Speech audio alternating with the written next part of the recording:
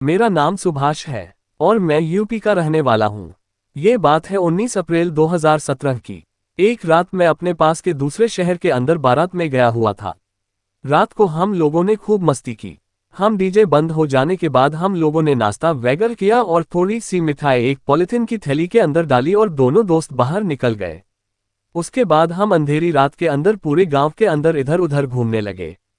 हम इस बात को भूल चुके थे कि बारात वापस जाने वाले हैं।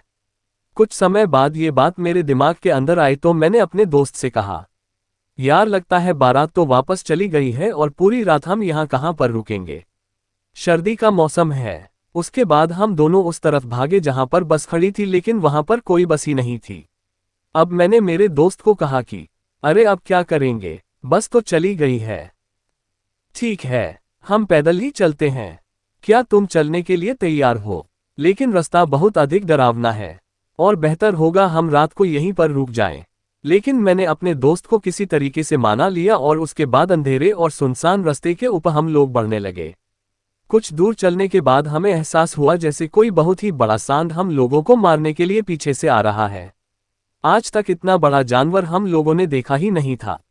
मैंने अपने साथी को भागने के लिए कहा, लेकिन कुछ समय बाद जब वापस पीछे मुड़कर देखा तो पीछे कुछ नहीं था। इस समय हमारी हालत बहुत पतली हो चुकी थी।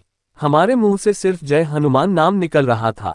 उस वक्त हमारे पीछे से एक तेज आवाज आई कि हमें मिठाई दे दो। हम लोगों ने पीछे मुड़कर देखा, वहां पर कोई नहीं था। उसके बाद मेरे दोस्त ने कहा, यार तुम मिठाई फेंक दो, नहीं तो हमारी जान नहीं बच पाएगी। तो मैंने मिठाई फेंक दी और जल्दी जल्दी अपने घर की तरफ बढ़ने लगा। मन से हनुमान जी का नाम ही निकल रहा था। 2 घंटे बाद ही हम अपने घर पहुंचे और उस रात नींद नहीं आई। सुबह उठे 2 यार दोस्तों से इस घटना के बारे में बताया तो दोस्त हैरान होकर बोले कि यार उस रास्ते के ऊपर बेहद ही खतरनाक शहीद रहता है और वह काफी साल पुराना है।